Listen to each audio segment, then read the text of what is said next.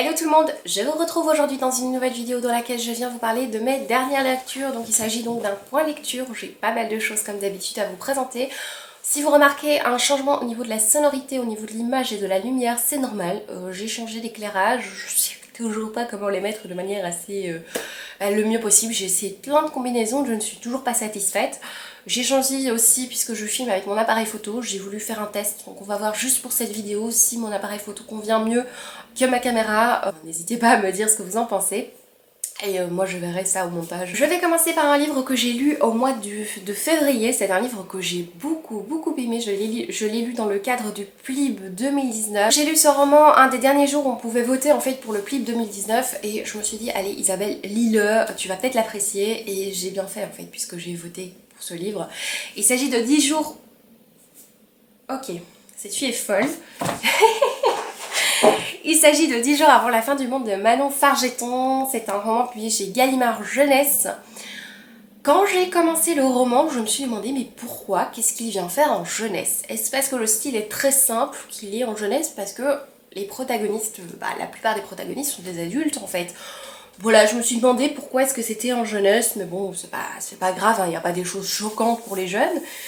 Je me suis juste demandé pourquoi. Voilà, peut-être parce que Manon Fargeton écrit la plupart du temps pour les jeunes. Mais je ne sais pas. Comment vous résumez ce livre? En fait, le résumé, c'est le titre, hein, tout simplement. 10 jours avant la fin du monde, voilà. Dès le début du roman, on apprend que il y a voilà, il se passe quelque chose de dramatique. Alors ça se passe pas encore en France, mais ça se rapproche, et il faudra faire... il n'y a rien à faire en fait, il n'y a pas 36 000 solutions pour pouvoir être sauvé. Et donc on va trouver différents personnages qui sont confrontés à cette nouvelle, au fait qu'ils n'ont peut-être plus que quelques jours à vivre. Alors il y en a qui sont dans le déni, il y en a qui... Enfin bref, il y a toutes sortes de situations, toutes sortes de réactions face à cette annonce. Et c'est ça que j'ai trouvé extrêmement intéressant. Ce sont des protagonistes qui n'ont rien à voir les uns avec les autres, mais qui vont se retrouver évidemment dans la même situation, qui vont même se retrouver. Voilà, je vous laisse découvrir ces personnages parce que je les trouve... c'est une chouette petite brochette de personnages que j'ai beaucoup aimé. Et ce sont toutes sortes de réactions qu'on peut avoir quand on apprend qu'on va bientôt mourir. Et toutes ces réactions sont présentes dans le livre et j'ai trouvé ça vraiment très intéressant. Il y en a qui... vous allez voir, hein, il y a une espèce d'orgie sur la plage, enfin voilà, ce genre de choses. Mais tout le monde réagit de manière différente et ils ont tous évidemment la même destinée possible, mais... ils réagissent tous de manière différente et c'est ça qui est extrêmement intéressant dans le livre. Ce que j'ai le plus aimé dans le livre, c'est la justesse de l'écriture de Manon Fargeton. Alors c'est très simple comme écriture, mais les sentiments, les sensations des personnages, leurs réactions, tout ça c'est très juste. Je me suis retrouvée dans différents personnages, dans différentes réactions. Alors bien sûr, je n'ai pas vécu une fin du monde, mais quand il y a eu les attentats à Bruxelles, c'était exactement les mêmes sensations, les mêmes sentiments de regarder sur les réseaux sociaux, de machin, et c'est exactement ce qui se passe au début du livre. C'est très réaliste, le même genre de réaction, les gens qui vont voir sur Facebook, qui vont voir des vidéos, les gens qui appellent des proches à qui ils n'ont pas parlé depuis longtemps. Voilà, j'ai trouvé ça très juste, c'était vraiment le mot qui ressort de cette lecture. Pour moi, c'est la justesse. J'ai trouvé ça très bien fait. Alors moi j'ai quelques petites réticences sur la fin, il y a un côté très poétique, je vous laisse découvrir si c'est positif ou négatif bien sûr. Moi c'est un livre qui m'a beaucoup apporté parce que j'avais besoin de dévorer un livre et je l'ai vraiment dévoré, j'ai trouvé très fort. J'aurais voulu en savoir plus sur certains personnages, j'ai trouvé aussi certains passages un peu kitsch, du genre avec le violoncelliste, bon il y a des trucs un peu irréalisables. Enfin, t'es sur la plage, tu joues du violoncelle, personne ne t'entend parce qu'il y a du vent les gars, en fait. Voilà, petit détail technique, mais moi qui me fait un peu aussi les yeux au ciel, mais bon, c'était mignon, c'était poétique. Dans un film, ça doit bien donner, voilà. Voilà, j'ai bien aimé, je sais pas quoi vous dire plus de ce livre, tout simplement parce que je l'ai lu il y a presque 2 mois, donc bon, voilà, je vais pas broder sur toujours les mêmes phrases. C'est un très bon livre, j'ai beaucoup aimé. Je me suis demandé pourquoi il était en jeunesse, parce que, bon... les héros sont des adultes, le style n'est pas forcément plus jeunesse qu'un autre, voilà. Et on va parler du livre suivant. Ensuite, je viens vous parler des livres que j'ai lus lors de mes petites vacances de carnaval. J'ai lu L'erreur de Suzy Fox, qui est un roman plutôt thriller. Il nous raconte l'histoire d'une jeune femme qui doit accoucher. Et au début du roman, elle accouche, mais en se réveillant, elle se rend compte déjà qu'elle n'est pas dans l'hôpital, dans lequel elle voulait aller pour accoucher, se retrouve dans un hôpital tout bouseux, tout près de chez elle. Voilà, elle s'était dit je veux jamais me retrouver dans cet hôpital, surtout qu'elle est médecin, je pense, médecin légiste, je sais plus, enfin bref. Elle est dans le métier, donc elle sait qu'elle avait pas envie de se retrouver dans cet hôpital-là. Elle se réveille, elle se retrouve dans cet hôpital-là. Personne à son chevet, il y a personne qui vient la voir, elle sait pas où est son mari, elle sait pas où est son bébé. Enfin bref, elle se réveille dans une situation complètement nébuleuse, elle sait pas, elle est un peu perdue. Et petit à petit, en fait, il va s'installer une espèce de suspense parce que notre héroïne se rend compte que son bébé n'est pas le sien. Voilà, pour elle, son bébé, ce n'est pas le sien. Et elle va faire le tour de tous les bébés, puisque son bébé est mort, est né, pardon, prématuré, et du coup, elle se rend compte que il y a d'autres bébés prématurés, et elle pense qu'un autre bébé est le sien. Et voilà, tout le livre va être un peu cette suspicion. Est-ce qu'elle est folle ou est-ce qu'elle a raison? Est-ce que son bébé est le sien ou pas? Alors, moi c'est un livre qui m'a laissé un sentiment un peu de fouillis pour plusieurs raisons. Alors l'angoisse est bien présente. Il y a bien ce côté un peu stressant, un petit peu poisseux, un peu une ambiance un peu nauséabonde dans ce livre parce que on se rend compte que personne ne la croit, ou ceux qui veulent la croire c'est vraiment étrange. Enfin, les personnages sont pas tout blancs et on a du mal à les cerner. Moi ce qui m'a posé problème, je vais essayer de me rappeler parce que j'ai eu en février.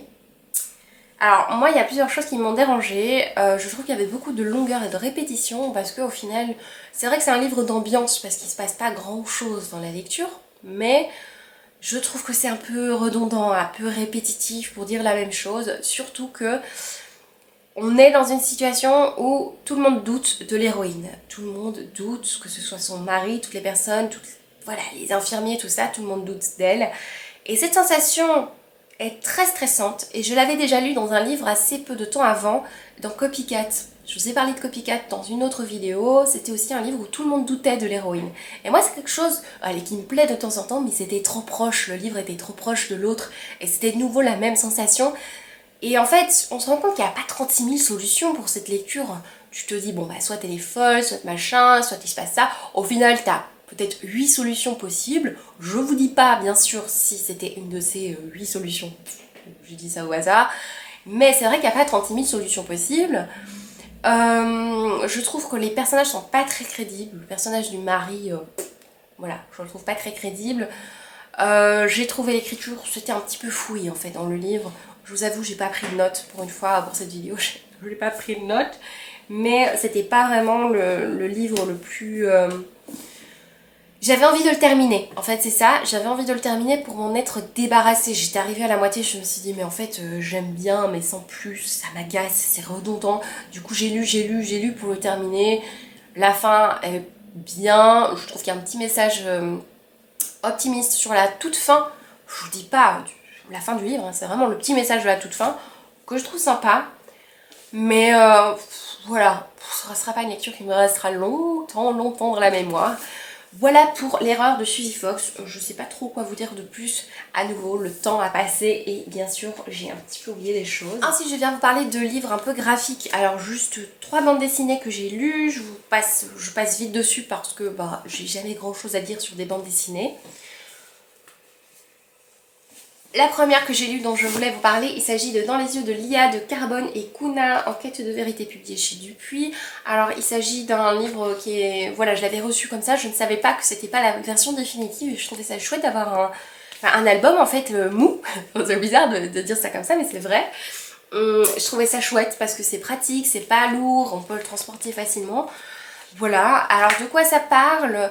Ça nous parle d'une jeune femme qui a eu un accident de voiture et en fait elle a été renversée par un chauffard, elle s'est retrouvée handicapée. Ses parents connaissent le coupable de cet accident, mais en fait on a acheté leur silence et notre amie Lia va essayer de découvrir qui est le coupable de son accident. C'est très chouette, j'ai beaucoup aimé. Elle est aidée de son meilleur ami chez qui elle va habiter. Moi j'ai beaucoup aimé cette lecture. Alors, ça va très vite de nouveau comme une bande dessinée. J'étais super frustrée à la fin parce qu'à la fin on nous dit, c'est pas un spoil, hein, je vais y arriver, la vérité est là, et puis tu tournes la page et mais non, il n'y a pas de vérité. Donc t'as envie de savoir la fin, mais tu la suite, mais tu ne le sais pas. Donc c'est très très très frustrant. Je me suis retrouvée très frustrée à la fin de ce livre. Donc j'ai hâte forcément d'avoir la suite. Voilà, moi c'est vraiment une bande dessinée que j'ai bien aimée. J'ai bien aimé les couleurs, des couleurs que j'aime beaucoup, avec dans l'orange. Les dessins sont vraiment chouettes, un peu enfantins comme ça. J'ai beaucoup aimé, c'est toujours un peu le même type de couleur. Donc voilà, j'essaierai de vous faire des petits inserts pour que vous voyez un petit peu plus. Ensuite j'ai lu vite fait Ada et Rosie de Dorothée de Montfred, qui sont des petits sketchs d'une page ou deux et qui sont enchaînés sur la vie de tous les jours. C'est une petite famille de... Ah, ce sont des cochons, je ne sais même pas. Petite famille de cochons, le papa, la maman, les deux filles, la plus jeune et l'ado qui s'ennuie tout le temps. J'ai bien aimé aussi cette lecture, ça ne restera pas longtemps dans ma mémoire, mais c'était sympa. Voilà, des situations de la vie de tous les jours avec des couleurs changeantes. Je vous mets aussi des petits inserts parce que ce sera peut-être plus évident pour vous. Par exemple, des choses de la vie de tous les jours, par exemple. Quand il neige, eh bien, on voit tout le monde sur son smartphone en train de prendre des photos de la neige au lieu de profiter pleinement de la neige, ou toutes des choses comme ça. Et toujours ce côté, l'ado qui s'ennuie tout le temps. Ça j'ai bien aimé, je peux pas vous en parler beaucoup plus parce que voilà, c'est une petite lecture sympa, sans prise de tête. Le genre de lecture qu'on peut mettre sur le côté et reprendre de temps en temps puisqu'il n'y a pas de ligne de fil conducteur. Ensuite, avant de passer au prochain roman, je viens vous parler d'un autre roman graphique, enfin d'une autre histoire graphique, c'est plutôt une bande dessinée. Il s'agit du Prince et la Couturière. J'ai également craqué pour le Prince et la Couturière. J'ai fini par craquer parce que je l'avais beaucoup feuilleté en magasin. Et en fait, au final, je me suis un peu spoilée en le feuilletant à chaque fois en magasin. Pour finir, je me suis dit, mais Isabelle, tu veux trop le lire, achète-le. Du coup, je l'ai acheté et je ne l'ai pas regretté. Je l'ai lu quelques jours après. J'ai vraiment adoré. Alors, c'est l'histoire, ça se passe dans les années... Alors, je sais pas dans quelles années, enfin, les années, les grands costumes, les machins. On nous dit pas quand. On va suivre un prince qui va engager une couturière parce que il a envie de porter des robes. Et il a envie que cette couturière lui fasse les plus belles robes possibles, sans qu'elle dise à tout le monde évidemment que le prince porte des robes. C'est un livre que j'ai adoré. Déjà les dessins, je les ai beaucoup aimés. Je mets également des inserts.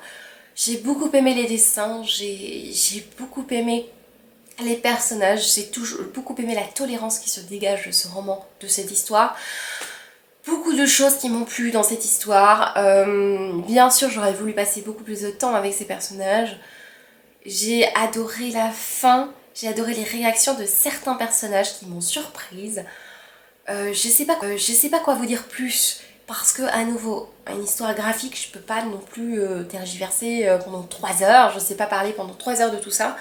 Mais moi j'ai adoré cette lecture, je pense que c'est assez proche d'un coup de cœur. J'aurais voulu passer beaucoup plus de temps avec en fait. Déjà c'était déjà bien, je trouvais que on avait quand même le temps, c'était presque 300 pages, on était bien avec les personnages, mais j'aurais voulu passer encore beaucoup plus de temps. J'ai bien aimé l'héroïne qui est toute minouche, voilà, qui fait de la couture et qui fait des choses magnifiques. Oh, les dessins sont tout simples. Mon beau-frère en fait était tombé sur le livre, il fait ah ouais, c'est un livre pour enfants. Je suis en fait pas forcément. C'est pas forcément un livre pour enfants. Et non, c'est pas parce que les dessins sont très simples comme des dessins d'enfants que c'est un livre pour enfants. Et franchement, je vous le conseille vivement, c'était très très très très beau. Ensuite, je viens vous parler d'un roman de Laurence Perrin sur lequel je me suis jetée dès sa sortie, je l'ai reçu. Et je pense que 2 jours après, je l'avais dévoré. C'est un livre qui s'appelle Ma chérie chez Calman Levy. Alors moi, j'avais dévoré L'aile des Vierges, j'avais adoré. Il fait partie d'ailleurs L'aile des Vierges de mes meilleures lectures de l'année 2018. Je vous en ai parlé dans ma vidéo consacrée aux meilleures lectures de 2018 et j'avais du coup très envie de découvrir cette histoire. Ma chérie, de quoi ça parle? Ça se passe dans les années 50. On suit l'histoire de Gloria. Alors Gloria, c'est une femme qui vit dans le luxe au crochet d'un homme. Elle vit au crochet d'un homme qui a une grande fortune. Elle vit dans sa grande maison, elle a des amis avec qui elle papote.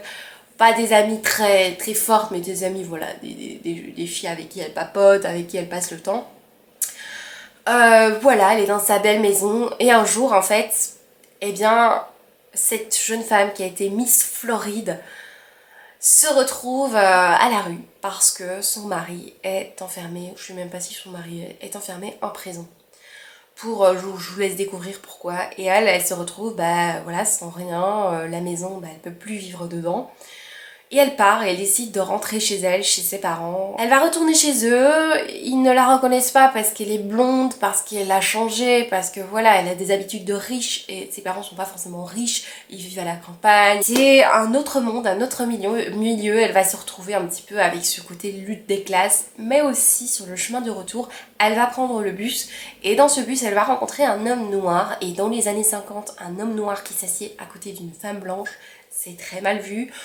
Voilà, on va se retrouver aussi avec ce côté-là. Oui, elle va se retrouver à côté de cet homme avec qui elle va commencer à parler, les gens dans le bus, les regards, parce qu'évidemment, à cette époque, un homme noir à côté d'une femme blanche, ça ne se fait pas. Voilà, et elle va retrouver donc ses parents avec le souvenir de cette rencontre dans le bus, et elle va de temps en temps revoir cet homme, Marcus, qui dit qui est instituteur, en tout cas elle lui dit qu'il est instituteur, et elle va le retrouver. Alors moi c'est un roman que j'ai à nouveau dévoré, je l'ai lu vraiment très vite. J'ai beaucoup aimé l'héroïne, alors au début elle m'agaçait, je vous l'avoue, je vous en ai parlé dans un vlog je pense. Mais après j'ai commencé à m'habituer, c'est un personnage en fait très égoïste. Et c'est ça que j'ai bien aimé, pour une fois c'était pas un personnage parfait. Par exemple Maggie dans L'aile des Vierges, c'est un personnage tout de suite. C'est la fille, l'arrière-petite-fille, la petite fille d'une féministe, elle est également féministe Maggie. Et c'est une femme avec plein de, avec plein de valeurs, qui a envie de se battre pour ses valeurs. Ici, notre personnage Gloria n'est pas du tout une battante, elle a vécu dans le luxe, elle s'est jamais posé des questions, et elle est très égoïste, elle a toujours vécu dans l'apparence, elle a été Miss Floride, enfin vous voyez, elle a toujours cherché à être belle, elle s'est jamais posé des questions justement sur les injustices sociales, elle a jamais été confrontée à ces injustices, et quand elle est confrontée à ces injustices, alors pas directement, mais elle y est confrontée, eh bien elle est surprise. Alors elle avait bien sûr des idées reçues sur les noirs, parce qu'à l'époque c'est comme ça. On voit qu'elle aimerait faire quelque chose, mais qu'elle est quand même encore très égoïste et qu'elle va pas agir. C'est pas Maggie quoi, c'est vraiment une personne très égoïste. Et même son père lui dit à un moment, écoute, bah oui, je sais plus comment il lui dit, mais il fait comprendre en fait, oui je sais, c'est pas toi qui vas changer le monde, voilà t'es ma fille, je t'aime, mais c'est pas toi qui vas changer le monde à ce niveau-là. Et j'ai bien aimé cette honnêteté en fait de ce personnage qui va pas tout d'un coup se découvrir une battante, mais à sa manière elle va quand même évoluer. Ce personnage ne va pas rester la petite égoïste pain beige du début, elle va évoluer, une évolution très crédible avec sa personnalité, c'est ça que j'ai beaucoup aimé. Alors moi les deux choses qui ont fait que ce sera pas un coup de cœur, c'est déjà le sujet. À titre tout à fait personnel, moi j'étais plus attirée par le sujet de L'Aile des Vierges, et le côté d'Downton Abbey quand même qu'il y avait dans L'Aile des Vierges. Ici j'aimais bien le sujet, mais c'était pas non plus le sujet qui me passionnait le plus. Ceci dit, j'ai trouvé l'histoire bien construite. J'ai bien aimé, on retrouve un personnage de son enfance et il y a des attentes par rapport à ce personnage. Si elle revient dans ce village, tout le monde s'attend à ce qu'elle épouse ce personnage et elle se dit mais non en fait.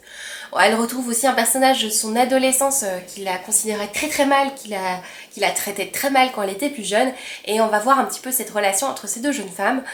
Mais moi l'autre chose qui m'a dérangée, c'est qu'on nous promet des choses dans le résumé, et je trouve que c'est pas assez développé. Je trouve que ça aurait pu prendre beaucoup plus de temps. Et peut-être aussi pour ça que j'ai préféré L'Aile des Vierges. L'Aile des Vierges, il faisait 200... Enfin, il était beaucoup plus gros. Je sais pas s'il faisait 200 pages de plus, mais il était vraiment beaucoup plus gros. Et si j'ai été un peu frustrée, on a cette fin assez rapide. On n'en sait pas plus sur le personnage de Marcus, on le rencontre de temps en temps, moi j'aurais voulu qu'on en parle beaucoup plus de ce problème de ségrégation. On arrive dans les années 60, vous voyez, les années 60-63, donc on comprend ce qui va arriver, mais j'aurais voulu qu'on en parle beaucoup plus, que ce soit beaucoup plus développé. J'aurais voulu passer beaucoup plus de temps avec ces personnages, j'étais très frustrée à la fin. Mais sinon bien sûr ça a été une très bonne lecture que j'ai dévorée, mais ça ne sera pas pour moi comme L'Aile des Vierges. J'aurais voulu plus de temps avec ces personnages, donc voilà. Honnêtement vous avez mon avis sur ce roman. Ensuite je viens vous parler d'un livre que j'ai lu assez rapidement, parce que déjà c'est un livre qui se lit rapidement, mais que j'ai lu je pense que dans le train. Voilà, ça a été le livre train. Et c'est un livre qui m'a laissé une sensation assez pesante. Quand je l'ai eu fini, j'étais dans un sale mood. Je vous l'ai dit dans un vlog, mais quand j'ai fini le livre, j'étais en mode je veux tuer tout le monde. Vous voyez, donc il y a des livres qui nous mettent dans des états d'esprit, et dès que je croisais une personne dans la rue, j'avais envie, genre il pouvait pas me regarder, sinon ça allait mal se passer. Donc voilà, j'ai lu un livre pas forcément très optimiste. Il s'agit de Mon père de Grégoire de la Cour. J'avais encore jamais lu de Grégoire de la Cour. Si, je ne sais plus. J'avais encore jamais lu de livre, je pense, de lui. Et quand Séverine en a parlé, en parlant du sujet, en parlant du livre, franchement, j'ai eu envie de le lire. Alors c'est un livre qui nous raconte l'histoire d'un père qui vient d'apprendre que son fils a été violé par un prêtre. Et oui, c'est un sujet très dur et je pense que c'est important de dire le sujet. Autant il y a des livres, c'est bien de ne pas en parler. Mais autant il y a des livres, c'est toujours mieux parce que je sais qu'il y a certaines personnes qui ne pourraient pas lire ce genre de livre. Donc je préfère le dire et on le sait assez vite, je pense même dans le résumé. Je pense, voilà. Alors notre héros va interroger un prêtre. Il va arriver dans l'église et il va tout saccager dans l'église et il va s'adresser au prêtre pour essayer de comprendre qu'est-ce qui s'est passé. Il a envie de savoir qu'est-ce qui s'est passé avec son fils, il a envie d'avoir la vérité parce qu'il ne le saura jamais de son propre fils. Alors c'est un livre forcément très très dur qui laisse beaucoup d'ambiguïté en fait sur les personnages. C'est difficile d'en parler parce que ça se passe ici dans la religion catholique. Il y a beaucoup d'extraits et il s'adresse beaucoup à Abraham. Je pense que ceux qui sont très réticents face à tout ce qui est religieux et tout ça, ça va peut-être pas vous plaire parce qu'on en parle beaucoup. Moi ça m'a pas du tout dérangé parce que j'étais baignée là-dedans pendant toute ma jeunesse, donc franchement voilà, ça m'a pas posé problème. Mais c'est vrai qu'on en parle beaucoup d'Abraham, d'Isaac, d'Abraham, du peuple juif, tout ça. On en parle beaucoup, il y a beaucoup de références religieuses, dans les paroles du prêtre également, donc voilà, si vous êtes anti-religion, si vous détestez trouver ça dans un livre, ben ne le lisez pas, voilà. Difficile de dire si on a aimé ou pas aimé ce livre, je trouve, parce que c'est un sujet qui est tellement horrible en fait qu'on peut pas dire qu'on l'a aimé, et comme c'est pas un thriller, c'est pas un thriller, on peut pas dire bah voilà j'ai adoré ce livre. C'est vraiment un roman qui parle de choses qui ont existé, avec un côté quand même très réaliste dans les réactions des personnages. Du coup, on est un petit peu... oui, on est en souffrance hein, quand on lit ce livre, ça c'est certain. Moi, je suis pas forcément toujours touchée par la plume de Grégoire de la Cour. Alors oui, il n'y avait que 219 pages. Alors bien sûr, j'ai été touchée par tout ce qui arrive aux personnages, machin. Mais... la plume de Grégoire de la Cour, j'aime bien, mais j'ai pas beaucoup ressenti d'empathie en lisant ces mots. C'est plutôt en lisant les actions qu'en lisant les mots. Vous voyez ce que je veux dire? Donc, ou peut-être que c'était la situation qui faisait que j'étais pas pleinement dans l'histoire, ou je ne sais pas, mais j'ai pas été en intense empathie grâce aux mots de Grégoire de la Cour. C'est difficile à comprendre ce que je viens de dire. Moi-même, j'ai du mal. Voilà. Donc oui, je pense que la plume est un peu... J'étais un peu... Il y avait une certaine distance par rapport à sa plume. Je ne sais pas expliquer pourquoi. Peut-être... Ouais, non. Je ne sais pas analyser pourquoi sa plume ne m'a pas plus touchée que ça. Oui, c'est un livre bien sûr pour lecteurs avertis. Ce n'est pas un thriller, c'est un roman. S'il faut classer, s'ils vont vraiment le classer, c'est un roman contemporain sur fond quand même de témoignages, avec une certaine ambiguïté. Donc le texte est bien fait parce qu'il nous laisse quand même... il nous pose des questions, du coup t'as envie de continuer, même si t'es un petit peu t'es dérangé par le sujet, t'as quand même envie de continuer parce que t'as une espèce de suspense quand même. Donc oui, c'est un livre qu'il faut découvrir si vous avez envie de comprendre certaines choses, mais c'est aussi un livre qui va pas vous laisser dans une très bonne... voilà, vous n'allez pas forcément être bien après avoir lu ce livre parce qu'il n'est pas forcément optimiste, mais il laisse un petit message, je pense, à toutes les personnes qui ont été confrontées au sujet... de près ou de loin, je pense qu'il laisse un petit message de déliage de langue, voilà. C'était la chronique la plus pourrie de l'univers. Passons. Avant de passer au big coup de cœur des derniers jours, des dernières semaines, je vais vous parler de trois petites bandes dessinées, vite fait. Je vais commencer par Les Nombrés, le tome 8 chez Dupuis de la Fée du Buc. J'avais été contactée par les éditions Dupuis avec qui je suis partenaire d'ailleurs pour recevoir ce tome 8. Alors sachant que je n'ai pas lu les autres, j'avais demandé bon est-ce que je vais comprendre quelque chose. J'avais reçu des extraits et j'avais compris le début, du coup quand je l'ai reçu, j'étais très contente.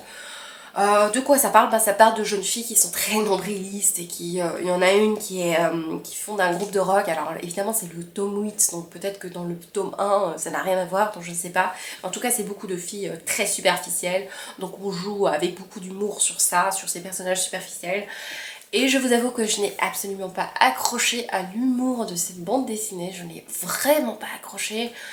C'est vraiment pas le type d'humour qui me plaît. Alors bien sûr je sais que ce sont des personnages nombrilistes, mais même j'ai du mal. Alors les dessins sont sympas, ils sont agréables, ça se tourne assez vite. Mais non, trop de nombrilisme en fait dans les personnages. Alors que c'est le titre, hein, Isabelle, donc j'aurais pu m'y attendre un petit peu. Mais ouais non, j'ai pas du tout adhéré à l'humour. J'étais un petit peu surprise par quelque chose qui se passe sur la fin. Agréablement surprise, mais c'est pas pour ça que je lirai la suite, donc je n'ai pas forcément envie de la suivre, de lire... Je viens de dire quoi? J'ai pas forcément envie de lire la suite, en fait je n'ai pas du tout envie de lire la suite. Si on me raconte ce qui se passe lors de la suite, ben, je suis très contente. Un autre livre que j'ai lu, ou plutôt qu'on a lu avec le chéri, puisqu'on l'a lu ensemble, vous allez comprendre que c'est un livre qui se lit très vite, c'est Petit Poussinou. Attention, tenez-vous bien, c'est Petit Poussinou, nous les brise. C'est écrit par Capucine de Lewal et Benoît et Drigny. Alors c'est un livre que j'ai lu grâce aux recommandations de Pauline Pineapple and Books. Ouais c'est ça, qui était bah voilà, une booktubeuse, qui est toujours hein, une booktubeuse que j'aime beaucoup, même s'il ne fait plus de vidéos actuellement, je la suis sur Instagram, qui vient d'avoir d'ailleurs un enfant, et elle a parlé de ce livre. C'est un livre en fait qui est réservé aux parents qui en ont marre de lire à leurs enfants des histoires niaises, débiles, où les héros sont sages et obéissants. Voilà. Ils disent stop à l'imposture, voilà, rétablissons la vérité, et Petit Poussinou nous les brise. Et bien Poussinou nous les brise vraiment. Je vous en ai parlé en vlog, c'est un livre que j'ai vraiment trouvé très amusant à lire. Il se passe pas grand chose hein, mais c'est très cruel pour les autres personnages.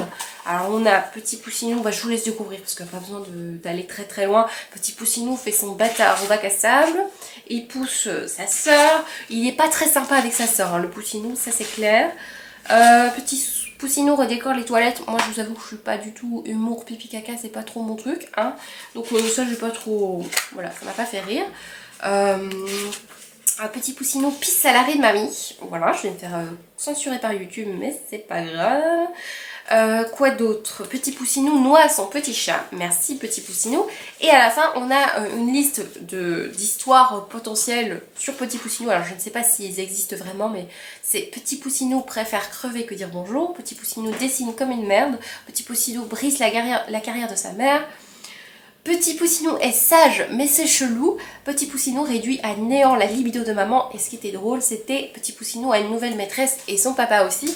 Donc oui, c'est très rigolo. Parfois l'humour est un peu limite pipi caca, c'est pas mon truc, je vous l'ai dit. Mais sinon, voilà, c'est rigolo, ça se laisse lire.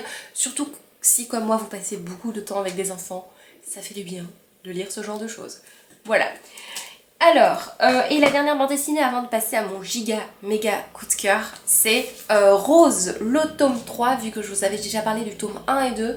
Donc j'ai enfin fini j'ai fini cette trilogie. C'était une enquête policière, on suivait l'histoire de Rose qui est... Comment expliquer? Elle a un pouvoir assez spécial, c'est-à-dire qu'elle sait se dédoubler. Et son double est sous forme de fantôme, donc tout d'un coup elle va s'asseoir quelque part et son fantôme va sortir, elle va pouvoir faire des choses et elle reste endormie. C'est très clair, hein, je sais. Et donc c'est comme ça qu'elle va découvrir que son père, donc son père qui vient de mourir au début du livre, c'est comme ça qu'elle va découvrir qu'il y a des petits problèmes avec la mort de son père. Et elle va enquêter en rentrant dans la maison dans laquelle habitait son père. Et dans cette maison, il y a des fantômes, des vrais fantômes. Elle va leur parler, elle va se lier d'amitié avec eux, elle va faire sa petite enquête sur la mort de son père, elle va être aidée par un détective, aider son détective, le détective va enquêter et elle va enquêter et leurs chemins vont se croiser. Il y a 3 tomes, c'était pour certains aspects assez prévisible, mais bon, c'est pas très grave je trouve dans une bande dessinée. Moi j'ai bien aimé les dessins, je trouve qu'il y avait beaucoup de poésie dans l'histoire, j'ai bien aimé que ce soit sur 3 tomes. J'imagine qu'ils vont les réunir en 3 pour faire un tome et ce sera encore plus chouette je trouve. Voilà, si vous aimez les petites enquêtes policières et un côté assez sombre, un tout petit peu fantastique, eh bien lisez-le. J'ai surtout trouvé que la fin était très poétique. Il y avait beaucoup de poésie sur la toute fin. Moi j'ai été un petit peu cassée dans mon élan parce que bien sûr j'ai lu le 1 et le 2 et puis j'ai attendu avant d'avoir le 3, ce qui est normal hein, avec des bandes dessinées, mais moi j'ai été un petit peu cassée dans mon élan et je pense que c'est quelque chose qui mérite à se lire d'un coup, comme ça vous êtes vraiment dedans. Mais c'est très sombre au niveau des dessins, mais j'aime beaucoup, je vous ferai aussi des inserts vidéo. Et oui, j'ai bien aimé cette histoire. Alors ce ne sera pas la meilleure histoire policière, ça c'est clair, hein. Mais au niveau des dessins, au niveau de l'ambiance, j'ai bien aimé, j'ai passé un chouette moment. Ensuite, je viens vous parler de mon coup de cœur. Ça faisait longtemps que j'avais eu un coup de cœur aussi gros. Voilà, il était temps que je vous en parle. J'avais à vous parler d'un livre que j'ai lu, je vous montre, il s'agit de 100 raisons d'Amélie Antoine. Non, Raisons obscures, à chaque fois je dis 100 raisons. C'est Raisons obscures d'Amélie Antoine chez XO Éditions. D'abord, petite alerte, ne lisez pas la quatrième de couverture, elle est extrêmement spoilante. Ne lisez pas trop de chroniques à ce sujet parce que je trouve que c'est très spoilant. Je trouve que c'est un petit peu scandaleux en fait de spoiler ce livre parce que c'est tout ce qui fait... Enfin, c'est pas seulement ça qui fait sa force, mais c'est quand même en grande partie ce qui fait sa force, c'est la dissimulation de son sujet. Voilà. J'ai commencé ce livre sans en savoir le sujet. Je vous ai dit sur Instagram que je regrettais de l'avoir lu parce que si j'avais su le sujet, je l'aurais pas lu. Voilà, je suis très contente de l'avoir lu au final parce que ça me permet de pouvoir vous en parler. Alors, de quoi on va parler dans ce livre? Au tout début du livre, on a un coup de fil d'un policier à une femme et on sait qu'il s'est passé quelque chose. Et puis on revient précédemment, on nous explique comment cette chose s'est passée, même si on ne sait pas ce que c'est cette chose. Hein. C'est de nouveau très clair, hein, les explications. On revient au début du livre et on sait que dans ce livre, on va suivre deux familles. On a une famille, je pense qu'ils sont 4 ou 5, je ne sais plus le nombre d'enfants qu'ils ont, mais en tout cas, voilà, une famille assez soudée qui décide de déménager et d'habiter dans une nouvelle ville. Les enfants vont dans une nouvelle école, le père change de travail et la mère également, il me semble. Alors... la mère, elle, l'histoire c'est que elle va re-rencontrer un ancien amour, son premier amour, et elle va être sous le charme de ce premier amour. Vous imaginez ce qui peut arriver. Et puis l'autre famille, c'est aussi une petite famille qui a quand même quelques petits problèmes puisqu'il y a une des filles qui souffre de diabète et la mère a un petit peu du mal aussi parce qu'elle travaille à domicile et du coup elle rencontre plus personne et elle a un tout petit peu... Elle a des difficultés avec son voisin qui fait beaucoup de bruit, son chien fait beaucoup de bruit et du coup voilà, des problèmes de contacts sociaux avec son voisin qui fait beaucoup de bruit. Et donc voilà pour cette petite famille, qu'est-ce que je peux dire d'autre? Le mari, très serviable, tout ça, enfin bref, une histoire, voilà, de petites familles tout à fait normales, à part qu'il se passe quelques petits trucs à gauche, à droite avec tel ou tel personnage. Voilà. Et au milieu du livre, il se passe quelque chose. Donc au milieu du livre, on retrouve le début et on sait ce qu'il se passe. Et je vous en dis pas plus parce que je pense que j'ai déjà dit beaucoup. Et ce qui était extrêmement brillant dans ce livre, c'était de ne pas savoir la thématique du roman. On ne sait pas où on va aller parce qu'à tout moment, on se doute de telle ou telle chose. Il y a des choses qui peuvent se passer. On se dit, ah ben oui, il va se passer ça au sud, j'espère que non. Et au fur et à mesure, voilà, des deux récits, on se demande mais où est-ce qu'elle nous emmène? Et elle nous bluffe avec une sorte de révélation au milieu de quelque chose et qui est expliqué tout au long de la deuxième partie et c'est très bien fait. Alors pour des raisons tout à fait personnelles, ce livre m'a brisée forcément.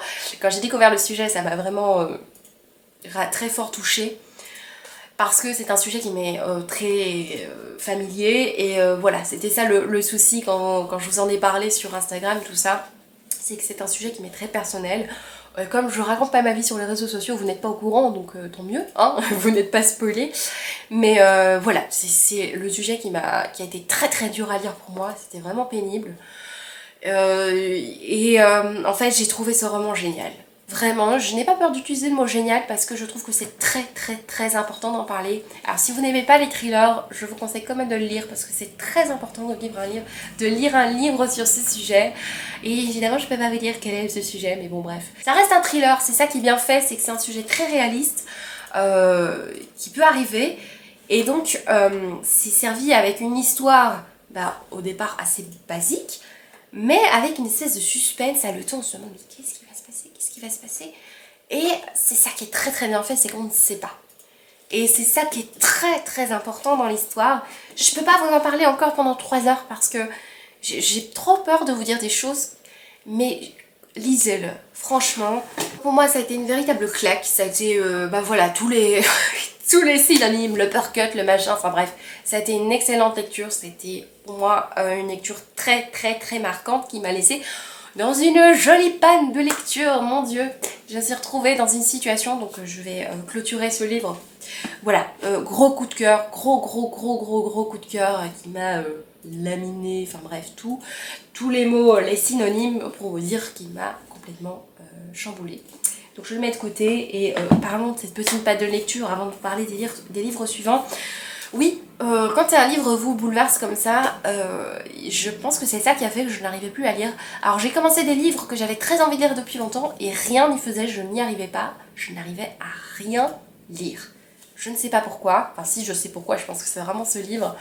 Je commençais des trucs mais vraiment très sympas, mais au bout de la 20e page, non, j'avais plus envie. Et puis vous savez, quand on travaille... Enfin mes trajets en fait sont pas très longs, du coup je commence à lire dans le trajet du départ, mais je lis pas beaucoup, donc pas assez pour m'accrocher. Je lis un peu sur l'heure du midi mais c'est très compliqué, et puis je lis le soir en rentrant, mais voilà, je me prends pas beaucoup de temps pour lire le soir, je devrais peut-être plus, et c'est ça qui fait aussi que j'ai des lectures fragmentées, que je n'arrive pas à accrocher à des livres. Mais là c'était vraiment la panne de lecture. Alors je sais qu'il y en a qui sont qui ont un problème avec le mot panne de lecture, alors autant dans d'autres situations ce mot me dérange, autant là, ben, c'était exactement ce qui se passait. C'est bon. Je commençais des livres, je n'arrivais pas à continuer. Et pour finir, j'ai commencé un livre et j'ai accroché. Alors autant vous dire que c'est très étrange puisque c'est un livre qui se passe au Groenland et on a un personnage dès le tout début qui se retrouve enfermé dans un glacier. Enfermé dans la glace et il meurt. Donc oui, c'est très réjouissant pour reprendre la lecture. Voilà, j'ai lu Disco de Mo Malo qui est publié chez... J'ai rien dit pour les autres maisons d'édition, c'est une honte. C'est publié chez Édition de la Martinière. J'ai reçu ce livre, en fait, ils me l'ont proposé sur Instagram. Et je l'ai reçu avec des chaussettes. Où sont mes chaussettes? Je ne sais pas où je les ai mises. Mais j'ai reçu une chouette paire de chaussettes. Alors je ne les ai pas encore essayées, mais c'était sympa. C'était une petite box avec une paire de chaussettes. C'était de circonstance puisque ça se passe au Groenland et qu'il fait très froid. Alors, il s'agit ici, avant de vous faire le petit résumé, d'un deuxième tome, enfin d'une autre enquête d'un personnage qu'on va rencontrer dans un premier tome qui s'appelle Kanak. Alors quand ils m'ont contacté, je leur ai tout de suite demandé, mais les amis, j'ai pas lu Kanak, est-ce que je vais comprendre quelque chose? Ah oui, pas du tout, tout à fait, vous pouvez comprendre, voilà, vous pouvez commencer en lisant Disco. Alors je vais vous dire après si c'était une bonne idée ou pas de l'avoir lu sans avoir lu Kanak.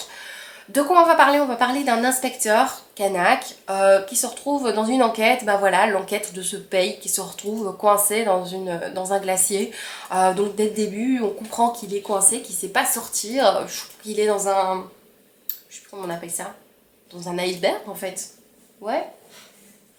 Oui, c'est un iceberg. Il est dans un iceberg, il est debout.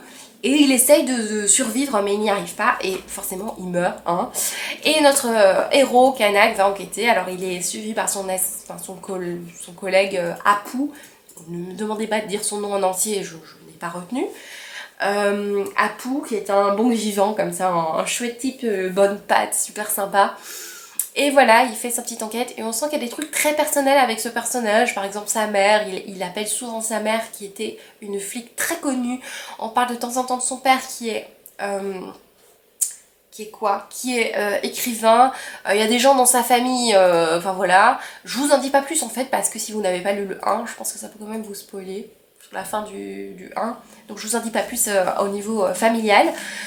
Mais voilà, on a ce personnage, on a cette enquête. Alors on a une enquête plutôt, une structure plutôt basique dans les policiers. Moi c'est quelque chose qui me rassure de temps en temps, c'est de retrouver cette structure. Donc un crime de base, l'enquêteur voilà, qui découvre, qui s'intéresse pas forcément au début et puis qui va commencer à enquêter, qui va avoir quelques idées, puis il va se passer une deuxième chose. Et c'est toujours un petit peu le même genre de structure qu'on trouve dans les policiers. Et moi ça me dérange pas, voilà. Ici ça m'a pas dérangé, ça m'a fait plaisir de retrouver cette structure qu'on a aussi dans les Franctiliers avec toujours un pic dans l'histoire, avec une course poursuite sur la fin, enfin il y a toujours un peu pareil, hein. C'est pas un spoil, c'est un policier donc voilà, je pense que c'est un peu toujours le même genre de structure. Ici on est à un côté très dépaysant, on n'est pas en France, on n'est pas aux États-Unis, on est dans le Groenland. Il fait froid les amis, il fait froid. On va en plongée sous-marine, on va dans les icebergs, on glisse, on tombe, on tremble, on utilise des engins qu'on n'utilise pas chez nous forcément. Et j'aime bien aimer ce côté un peu dépaysant qui m'a bien plu. J'aimais bien découvrir le Groenland, ça m'a fait plaisir alors que je suis très frileuse, hein, mais bon voilà. Heureusement qu'on avait des petites chaussettes. Je rigole, je les ai pas mises encore. Voilà, moi c'est un livre qui m'a bien plu. Alors les révélations, tout ça, m'ont pas forcément transcendé. J'ai pas été super surprise. Pourquoi? Première chose, parce que bah, je confondais tous les noms de personnages et de villes mélangés, alors qu'il y en a un qui a un nom de ville, alors ça c'est encore pire. Mais en fait, c'est parce que j'avais pas vu qu'il y avait un lexique à la fin. Je pense même qu'on m'a prévenu, Isabelle lit le lexique à la fin, et en fait j'ai pas lu, j'ai oublié. Et j'arrive à la fin et je fais « Oh, il y a un lexique, je vais peut-être comprendre alors !»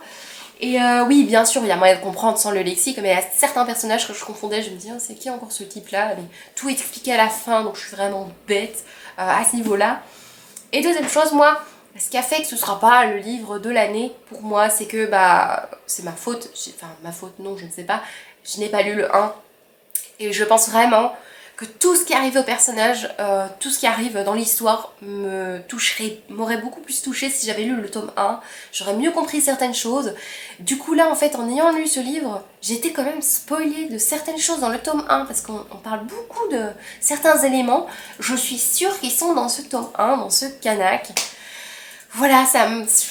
Voilà, tant pis, hein, mais sinon, bah voilà, ça a été une bonne lecture, dépaysante, qui a fait du bien, qui a été très importante dans ma vie de lecture, enfin dans mon mois de lectrice, on va dire plutôt, puisqu'elle m'a sorti d'une panne de lecture, donc ça a fait vraiment du bien. Je trouve que l'écriture est très fluide, très agréable à lire, un vrai bonheur, je trouve, de lecture. Juste le truc, bah, de temps en temps, voilà, je trébuchais sur des noms que j'arrivais plus à assimiler une tête avec un nom. Alors souvent, ce que j'ai dans les policiers, donc pas que ce roman-là, mais vraiment dans tous les policiers, c'est que je n'ai pas forcément une énorme empathie pour les personnages. Je sais même pas citer en fait un livre pour lequel j'avais une empathie de dingue pour les personnages dans un policier. Parce qu'en fait, ah bah, les policiers, tout ça, ça se passe pas dans ma vie de tous les jours, enfin je suis pas flic ni quoi que ce soit. Du coup, forcément, il y a une certaine distance et il y a un côté film, il y a un côté... enquête policière qu'on voit à la télé. Du coup, pour moi, ça reste toujours des personnages et c'est pas comme dans des histoires, comme dans Raison Obscure. C'est pour ça que les thrillers, en fait, on est beaucoup plus impliqués, je pense. C'est pas comme dans Raison Obscure, par exemple, où on est très impliqué, où j'étais très impliquée dans l'histoire avec les personnages parce qu'on est très proche d'eux. Ici, dans le côté policier, tout ce qui est tous les enquêteurs et tout ça, j'ai pas ressenti des empathies de dingue pour eux parce que pour moi, ça reste des personnages, voilà, comme Franck Charcot. D'ailleurs, Franck Charcot, ce qui se passe, enfin certaines choses m'ont fait penser au personnage de Franck Charcot. D'ailleurs, il me faisait penser à certains moments à Franck Charcot, ce qui n'est pas un problème en soi, puisque c'est mon héros, un de mes héros préférés en tout cas. Voilà Franck Charcot de Franck Tillier, pour ceux qui ne savent pas, qui est le héros récurrent chez Franck Tillier. Donc voilà, une bonne petite lecture qui m'a sorti d'une panne de lecture, qui a été dépaysante. Et j'ai oublié de vous parler d'un livre, je vous en parle vite fait, c'est Un clou dans le bec de Maxime Poiseau, Emmanuel Terrasse et c'est tout. Chez Marabule, c'est un livre qui, en fait on dit, c'est la BD qui libère la parole des femmes. C'est un livre que j'ai bien aimé, voilà, qui était agréable à lire. Donc sur le dos du livre, en fait, on a un long monologue d'une femme qui parle à un homme. Et elle explique tout ce qu'elle a vécu en tant que femme. Donc je résume qu'elle a été réglée à 12 ans, ménopausée 53 ans, les règles douloureuses, ses accouchements douloureux, ses césariennes, machin. Et puis du coup, elle dit à son mari, écoutez Victor, votre problème de prostate, comme vous le dites si bien, je m'en bats les couilles avec des raquettes en bois. Je vais me faire censurer par YouTube, c'est pas grave. Mais j'ai trouvé ça très drôle, voilà. Donc ce sont toutes des situations de misogynie, de sexisme voilà, de la vie de tous les jours, donc sur le sexisme ordinaire, on va dire. Voilà, par exemple, une jeune femme qui dit donc si je donne mon 06, je suis une salope, si je ne le donne pas, je suis une pute. Mon cœur balance entre les deux. Vous voyez, des petites situations de la vie de tous les jours, je pense que ce sont des gens qui ont envoyé des choses qu'ils ont illustrées. Je ne me suis pas renseignée plus que ça, je vous l'avoue. J'ai bien aimé, moi. Franchement, j'ai bien aimé. Ça dénonce, bien sûr, des choses qu'on connaît déjà si on est un peu sensibilisé au sujet. Ce que j'ai bien aimé, c'est surtout au milieu. Au milieu, on a des pages roses. Et les pages roses qui nous montrent une espèce de vie idéale d'égalité entre les hommes et les femmes. Voilà, qu'est-ce qui devrait vraiment se passer, par exemple, qu'on apprenne par exemple ce que c'est le clitoris à l'école, parce que c'est pas du tout le cas. Le monde utopique, égalité homme-femme, des conversations entre hommes et femmes, mais version utopique que voilà, que j'ai bien aimé. Je sais pas vous en parler beaucoup plus, hein. Je vous avoue, tout ce qui est graphique, tout ce qui dénonce et tout ça, je sais pas en parler pendant des heures entières. Mais voilà. Voilà, c'est tout pour ce point lecture. J'ai plus grand chose à vous présenter. Voilà, c'est tout pour mes avis pour ce point lecture. Actuellement, je suis en train de lire absolument rien, vu que je ne sais pas quoi choisir. Donc j'allais dire, vous pouvez m'aider s'il vous plaît, mais en fait non, ce sera beaucoup trop tard, vu que je mets 3 plombes avant de faire mes montages. Je vous retrouve bientôt pour une prochaine vidéo qui sera à mon avis des favoris ou un vlog, l'un ou l'autre, je ne sais pas encore. Mais en tout cas, merci d'avoir regardé cette vidéo jusqu'au bout et je vous dis à très bientôt. Ciao!